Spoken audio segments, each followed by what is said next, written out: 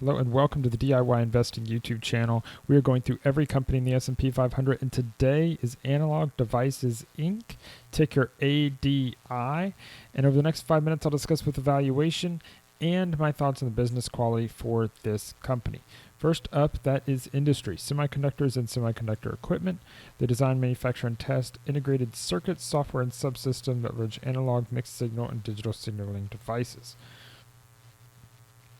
They have distributors and direct sales force in the United States, North America, South America, Europe, so basically all over the world.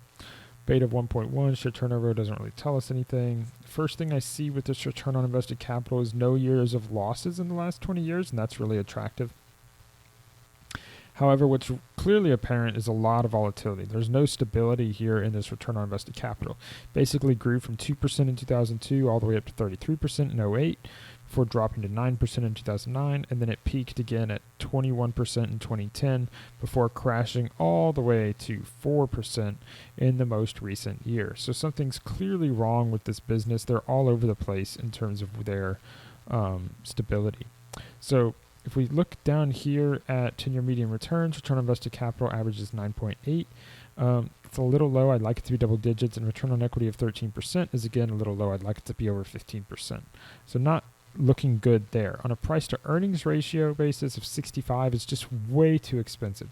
So unless that number isn't real for some reason and earnings are understated, the company's an instant pass on valuation.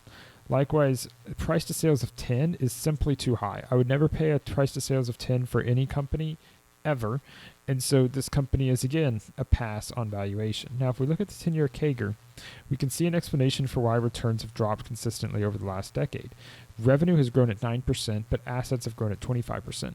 This is a recipe for a disaster. Not only that, but assets are growing faster than revenue, assets are growing faster than free cash flow, and assets are growing faster than EPS. This is a disaster because what it means is that over time, your return on invested capital is going to just continuously drop until you can fix that. So the fact that the assets are growing so fast means that even though you're growing revenue, the business is getting worse and worse and worse and worse. So it's looking really bad for me liking this business right now. So let's see, EPS begins at $2 a share and works itself up to $3 a share. So yeah, it's at 65 times earnings on basically peak earnings over the last decade. So definite pass on valuation. I don't think there's any way around that at this point. But let's see if there's any redeeming qualities here on business. So you're diluting over time. You began the decade at 300 million shares outstanding, and you end the decade at 400 million shares outstanding. So they are diluting you over time. Now, again, operating profit has been profitable every year, so that's a good sign. But I think the balance sheet's going to tell us a lot. So PP&E has gone from, $500 million to $2 billion over the course of the decade, and goodwill has skyrocketed. You have goodwill of $26 billion, so they're making pretty large acquisitions here.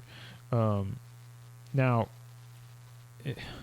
goodwill is an intangible asset, and so that's driving some of these returns, but it's still important for evaluating the business. Your liabilities, you have $6 billion in debt. You've increased the debt by $5 billion, and you've increased your property and plant and equipment by less than that. So they've definitely been leveraging up. Let's go back. So you have debt of $5 billion, market cap of 83, but your equity is only, well, I guess your equity. So as of 2020, the debt was about a third of the balance sheet. But now with the higher shareholders' equity and paid-in capital, so they must have had a dilution event or something's going on here. Maybe a merger. Either way, I don't like what I'm seeing here. So unless the future is completely different from the past, which doesn't look likely because they continue to create a bigger and bigger balance sheet without growing your earnings, the future is bleak. So for me, in 4 minutes, this company is a pass on valuation and a pass on business quality because you have deteriorating return on asset quality as assets are growing faster than revenue over and over and over again as time goes on. Now, this is driven heavily by a big jump in the most recent year, but you can see it's been deteriorating all the way since 2010. This is not a new phenomenon. It's been a slow and steady race down to the bottom, and that's a surefire way to destroy my shareholder capital. Like this video, don't forget to subscribe and ring that bell so you get notifications as future videos come out. Thank you for listening, and until next time, stop paying fees, start building wealth.